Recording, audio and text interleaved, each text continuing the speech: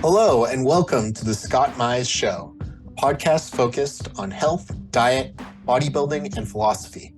I interview experts, doctors, coaches, and N=1 case studies to answer your questions about improving health, achieving your best physique, and making sustainable progress. We'll cover topics from carnivore and ketogenic diets, to bodybuilding, to life philosophy, and everything in between. Enjoy the show. Carnivore and ketogenic diets can be an excellent way to combat diseases we commonly associate with aging and degeneration in the modern world. But if you're like me, you want to do everything possible to stay in your prime physically and mentally as long as you can, especially with me thinking about starting a family.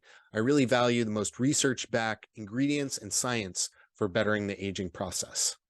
Today's sponsor is Neurohacker, which packs 7 of the most science-backed senolytic ingredients into one formula called Polyacinolytic. And you can take it just 2 days a month for fast and noticeable benefits and for a much better aging process. I've been taking Polyacinolytic for the last month, and I've already noticed a big improvement in my physical and mental energy for my family and friends, and my productivity has improved. I feel invigorated, I feel enthusiastic, and ready to get things done. It's also backed by a 100-day money-back guarantee, so that means you can try it for almost 3 full months, and if you don't like it, there's no risk. You can decide for yourself. If you're in your late 20s or older, adding Polyacinolytic to your diet can play a crucial role in combating negative aging symptoms.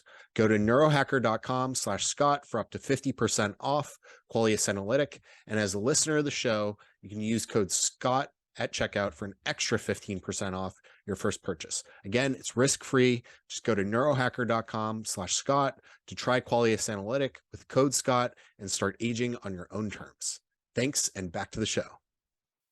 Dr. Greg Kelly is the Director of Product Development at Neurohacker Collective, naturopathic physician, and author of the book Shape Shift.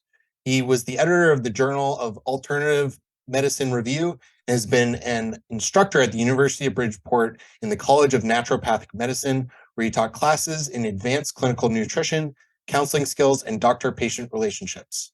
Dr. Kelly has published hundreds of articles on natural medicine and nutrition, contributed 3 chapters to the textbook of natural medicine, has more than 30 journal articles indexed on Pubmed. Welcome to the show, Dr. Kelly. Thanks for having me today, Scott. Of course. I think your research is really fascinating. I'm very excited to dive into it. But I'm curious, what is your personal journey with health and nutrition? What got you interested in this space? Sure. So it goes back. So my original degree was, I think they called it management engineering, but akin to industrial engineering. And I was a Navy ROTC scholarship. So when I completed that degree, I went directly into the Navy as an officer. That was 1984. And I was one of the weird officers, right? I cared about what I ate. And in part, it started pretty early in that time in the Navy. It occurred to me that I'd only ever eaten what people put in front of me, whether that was my mom, God bless her, for always making great meals, or, in college. And I had a buddy that was, would have been your stereotypical gym rat, like great shape for the Navy. And I just asked him, I'm like, well, what do you eat? And at the time, the book he gave me, I believe it was called Eat to Win by Elson Haas, but it would have been, what was popular in that, mid 1980s, so a high complex carb, low fat type of thing. And that became my blueprint at that point. But long story short, almost from the get-go in the Navy, I was committed to getting in better shape, doing whatever I could to stay healthy, eat better. And the environment wasn't ideal for that. I was on ships, and so sleep deprived for a good chunk of that next 5.5 years, and body clock disruption because of rotating shift work, blah, blah, blah.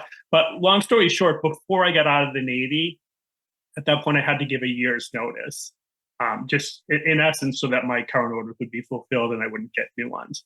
And my intention was to become essentially a gypsy and just, pare down to a backpack, kind of wander around the planet for the first time ever. And it occurred to me that to do that well, I'd need to step up my game and be better able to take care of myself. So I, started to go to the library, pulled out books, and just stumbled on things on natural medicine. So herbs, acupuncture, homeopathy, all kinds of things, and thought, wow, this is cool. How could I have never heard of any any of these things? Which would make sense, right? Coming from pretty conservative background in the U.S. Navy, and so I started diving into those. And long story short, I never did the trekking around the world with my backpack. I stumbled on naturopathic medicine and found that as a profession, it just encapsulated almost all those things I'd become super interested in. And so shifted course and post Navy did pre-med naturopathic medicine and finished that up in '96, and have been in the field ever since. Yeah, super interesting. And what brought you to the world of nootropics and anti-aging and some of the areas that you've done a lot of work on more recently? Well, nootropics is more recent in a sense, but I guess for me, one of the things I noticed when I was in naturopathic school, both as a student and then when I was teaching, is that a fair number of the people that come to that have had some type of a health challenge themselves personally, and then a practitioner, say a naturopath or some alternative medicine practitioner, help them overcome that challenge. And I was somewhat the opposite. I didn't come from a health challenge. It was more, I would almost say selfish, right? I wanted to, know what health looked like, do a better job at maintaining, and be able to take care of mine if something unforeseen happened. So because of that, a question that drove me really from the get-go, even in naturopathic school, was what does health look like? And how do we, improve upon it no matter where we are on the continuum from already great health to less great? And so that just dovetails perfectly with longevity, because the same foundational things that you would need to, improve your health no matter where you are also the things most tied to healthy aging. And without a healthy brain, there's really not healthy aging. So the brain ends up being just a pivotal player. So that combination, and eventually nootropics. I think of nootropics as being on a continuum. For everything from something you do just to perform better today, but in my mind, an ideal nootropic is something that also is improving your brain so that it's going to perform better for you over the weeks, months, and decades to come. Yeah, that's a really interesting philosophy. And I feel like it's somewhat in contrast to a lot of nootropics on the market, which are essentially glorified stimulants and caffeine. So it's really cool that you've taken that approach with Neurohacker. Yeah, and I think caffeine, since you brought it up, is an interesting thing because it's very often, I think people think almost in good or bad or right and wrong, almost like a binary approach to things. And one of the things that I believe as just a general principle is the Goldilocks principle, right? So one bowl's too hot, one bowl's too cold, and one's just right. And for most things, that translates into something akin to the dose makes the poison. So things like caffeine, I tend to use the word useful as opposed to good or bad. Is there, like a way to use it where it would be useful as opposed to not using it? So the bowl's too cold, or overusing it, the bowl's too hot. Yeah, that's really intelligent. And talk about anti-aging. How did you become interested in that? How has your research there evolved? And what has it led to in your work at Neurohacker? I think, what do they say? Something like, 50 is the new 40 or something like that going back. I think, my generation, so I'm 61 now, I remember, so this probably goes back to my mid 30s, going to like a buddy from Grown Ups wedding, and from a distance seeing a bunch of people on the steps of the church next to him and thinking, wow, like I didn't realize he had all these uncles. And then I got closer, noticed those were my friends, right? Some that hadn't done a good job taking care of themselves. And, like even before then, I had been, an ardent practitioner of yoga, and had been, spent a little bit of a time in and around a Thai monastery, learning meditation. Like I think for my particular journey, the goal was always to produce, more robust health. And that, I guess in my mind, that always translated into, hitting 80, 90 and still being healthy and able to travel and do things. Like I guess I just never conceptualized getting limited with age. And so almost like you would invest, financially for the future, I've just, going back even to that time period in naturopathic school, always been thinking in terms of, are there things I can do now that are good investments for my future? So it was never really like a point in time per se that, oh, I'm super interested in longevity now. The field just blossomed in that time, but it's always been an interest. And a lot of the things that, so naturopathic traditional wisdom, so to speak, right? So, the use of hot and cold, and now you see people using the cold plunges, right, to toughen themselves up to create that hormetic response, as a way to, generate more mitochondrial and cellular fitness. So I think what's happened is that a lot of the more tried and true or naturopathic wisdom, which was often borrowed from other traditions, is now just better understood in terms of the mechanisms of how these things impact cells becoming healthy, mitochondrial networks staying healthy. This episode is brought to you by LMT Electrolytes. This month, we're switching it up with an exclusive offer that's only for VIP LMNT partners, including CarnivoreCast listeners. You can now receive this free sample pack along with any regular purchase when you use my custom link, which is provided in the show notes or my Instagram link in bio. That's drinklmnt.com/CarnivoreCast, all one word. And as I said, I'll include the link in the show notes. LMNT Electrolytes are convenient, evidence-based, and delicious. And get yours today to help support the show. Thank you. Can you talk about cellular senescence?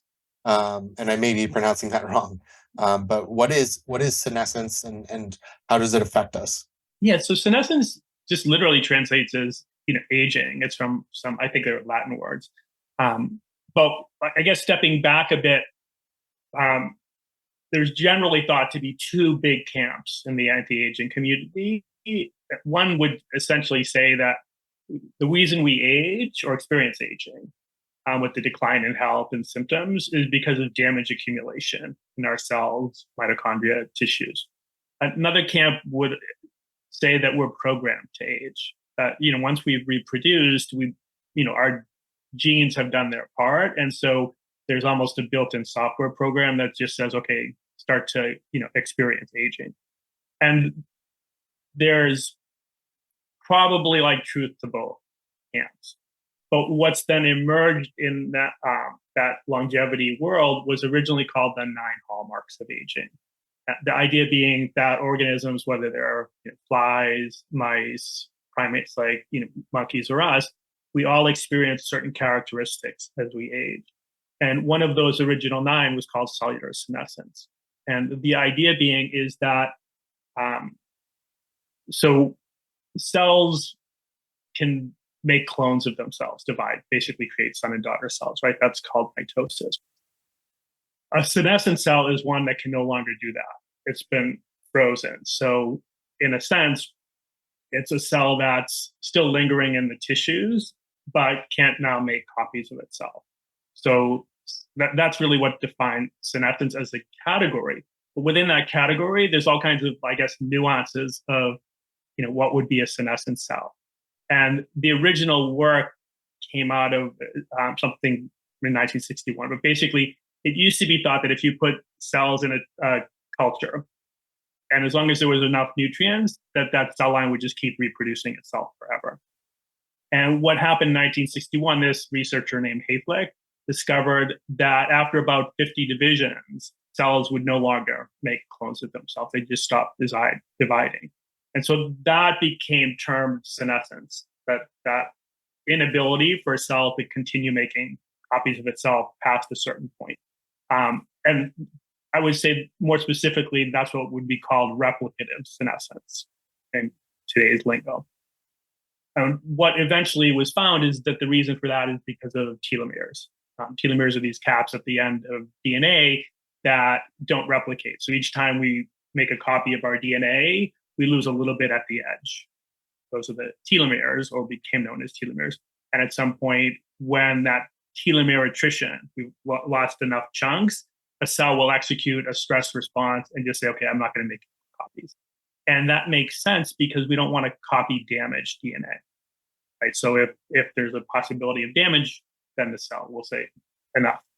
But what was eventually found in this was all cell culture work at the time, was that you could get a cell to execute the senescence program way in advance of telomeres becoming too short if you deprived the cell culture of nutrients or exposed it to ionizing radiation or did a number of different things that basically stressed the cell. And so within the category of senescence, there's that telomere attrition, replicative senescence, but there's also what's thought of as stress-induced premature senescence. So way before a cell would stop dividing and making copies, if there's things done to stress it, it will just execute that senescence program. And the reason that's important is I think of stress as a continuum. This is cellular stress specifically, right? So if, like say nutrient deprivation, right? For whatever reason, you and I decide to do a prolonged fast, that would be a stress signal to our cells. So what they'll invariably try to do is along a continuum of adaptation. And one of the first things that cells always try to do is protect themselves. So that would be things like upregulating glutathione and antioxidant defenses, things that would make them, essentially better able to weather a tough environmental storm. If stress is beyond that, then usually they'll take some damage. And that's where autophagy comes in, which I'm sure you know of and probably many of the listeners have heard. And autophagy is something that's a stress response program that's essentially saying, okay, we've taken some damage, some proteins inside the cell maybe became misfolded or damaged, some organelles got dinged a little bit. Let's repair those things and recycle what we can. So it's an internal process. It's still one where maintenance is ongoing, trying to improve the health of the cell. And if the stress is more than that, that's when senescence kicks in. And at that point, in a simple story, the damage is sufficient that the cell's like, okay, we can't fix it. Let's just suspend this cell so it doesn't make any more copies of itself, and then we'll worry about it later. And then the worry about it later, that's called apoptosis, which literally translates as falling off. It's from a Greek word, but think of the sense of like fruit falling off of a tree or a leaf falling off a plant. So whether a cell becomes senescent or not, once a cell goes by its use-by date, so to speak, it should enter into this program called apoptosis, where it literally falls out of the tissue and it fragments. It just breaks apart, and it's a very organized process by cells. And then the immune system just comes in and gobbles up those little fragments. So what happens with senescence is that, in theory, a senescent cell should eventually go through that apoptosis process. But in an aging context, what happens? And I guess stepping back. So if we were like, a lot of the work's been done in mice because you have to do tissue biopsies to look at senescent cells. But in a young mouse, senescent cells will be created. Like young mouse, maybe intense exercise, like running on a wheel, they'll make some senescent cells, but the half-life, meaning how long they'll stay in tissues, is in days. So they'll just naturally go through this falling off process, and/or the immune system will find them. But in old mice, what happens is weeks later, there's still huge numbers of these senescent cells that are lingering. So that's distinction. In young organisms, they tend to make some senescent cells, but they're transient. They complete this falling off process. While in older organisms, they get made and they linger. And the analogy that we often use at Neurohacker Collective is to think of a vibrant plant, all full with green leaves. And now you start noticing, oh, there's a couple yellowing leaves on the plant. And those yellowing leaves are now attracting, some pests that, may now cause nearby leaves to yellow. They're also using some of the resources that could be better spent on keeping other leaves green, and vibrant. And ideally, those yellowing leaves on their own would just fall off the plant. But some may not, right? That's why gardeners come in and periodically prune away a plant. So in the senescent cell story, think of the senescent cells as equivalent to those yellowing leaves. They're things in our tissues that are very like that, right? They're no longer healthy. They're no longer the equivalent of the green, vibrant leaves. They're still using resources, right? Kind of starving or using those resources that might be better spent somewhere else in that tissue. And they, similar to yellowing leaves on a plant, can cause nearby cells to also become senescent. That's sometimes called secondary senescence or the bystander effect. But because of that, if we don't do things to prune them off, then they just gradually accumulate through the aging process. And so as an example, I think in one of the studies, they looked in very old primates, and in some tissues, there was as many as 15% of the cells in those tissues were senescent. So just again, think of like that yellowing plant with 15% of it covered with yellowing leaves, right? That's going to be a plant that has struggles to do well in any environment. And so that's kind of what happens as we age. We go from, maybe in our 20s, early 30s, having a relatively low number of these yellowing leaves in our different tissues to then just gradually accumulating more each decade. Yeah, that's really interesting. And what are ways in which we can alter the senescent process in ourselves? Well, I think there's a few different ways, but I think so. The immune system's always the backup plan, right? So if any cell is stressed, ultimately it's the job of the immune system to be able to say, okay, this cell's, this one's stressed. It's still self, right? It's maybe not a non-self cell, right? Like an invader, but it's one that needs to be pruned away. So we always want to do things to support a healthier immune system. And really a lot of that has to do with lifestyle. Exercise, I think, has been the most studied thing for helping in general to prevent the accumulation of senescent cells. And probably because the right dose of exercise is one of the best things we can do for our immune system. But, my guess is, sleep, stress, all these other things we know are good for healthy aging. Eventually, we found that part of that reason is that they help prevent the accumulation. But once they've accumulated, one of the characteristics of senescent cells is basically, they usually will say SCAP networks, but that stands for senescent cell anti-apoptotic pathways. But long story short is these lingering senescent cells, the ones that tend to accumulate with age, have generally found a strategy to prevent themselves from going through this falling off process. And it gets into complicated science, but because of that, the natural clearance of them that would happen in young animals just doesn't happen in older animals. And so starting, I think their first time was in 2009, their research on this, but they genetically altered animals so that they would make less senescent cells. And they found that those animals were healthier through the aging process. And then in 2015, Mayo Clinic and Scripps Research, or Scripps Institute of Aging, so a think tank, noticed that giving certain compounds would cause senescent cells to basically go through this falling off process. So instead of resisting apoptosis, they would finally change their mind and go through. So they would be the equivalent of falling off the plant finally. And they gave the term senolytics to compounds that do that basically reverse this resistance to apoptosis. So that's 8 years ago now. And since then, there's just been a growing amount of interest in the research community and the longevity community in things that would fit into that senolytic category. So again, senolytics would be things that in a simple sense would convince a senescent cell that's lingering in our tissues to finally go through this falling off process. And some of the most, interesting ones to date happen to be flavonoids. Flavonoids are a subset of polyphenols, the natural plant defense compounds like quercetin, as being the two that have been the most studied to date.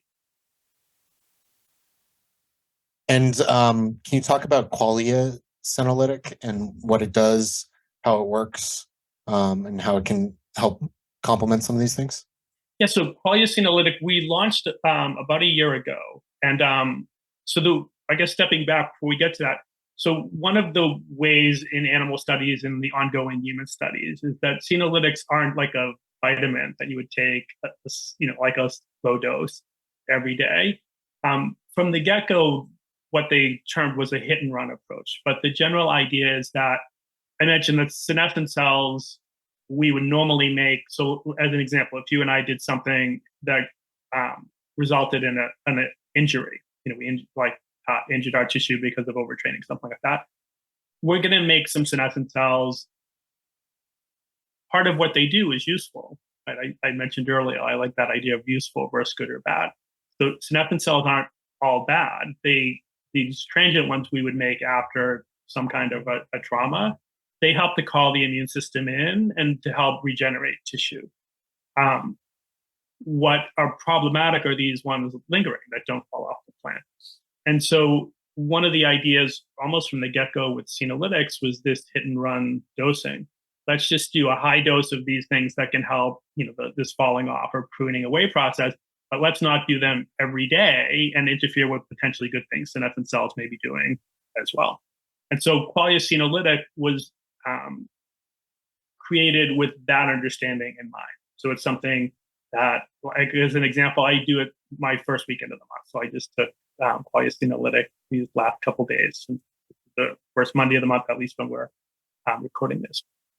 And then we also designed it based on the current understandings of different mechanisms involved with helping to renormalize these apoptotic pathways. So, long story short, the compound that's been most studied to date is quercetin, which is senolytic. The second most commonly is quercetin. And quercetin often, at least in the animal studies and the human studies, is usually dosed alone at a pretty high dose. So like the human studies would use 20 milligrams per kilogram of body weight. So when we created Polyacinolytic, but in general, Qualia products in as a product line, one of the things we always look at is a systems approach to things. So we tend to have fairly robust formulas, meaning you won't see anything we currently make that just has one or two ingredients. We try to think of how can we stack things together to create a more, I guess, like holistic impact on the systems, in this case for senescent cells, that would be allowing the cell to linger.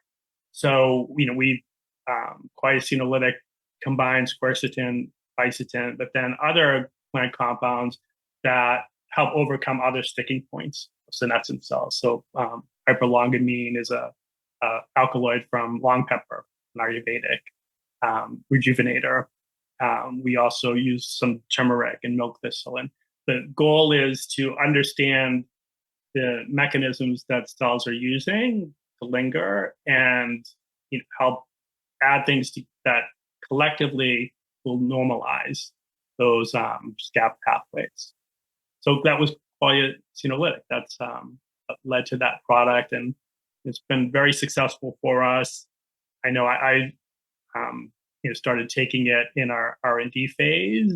Then we did after that a small study on it before we launched it, another one after we launched it, and are in the process of just now starting a third study on it. So it's a product that I think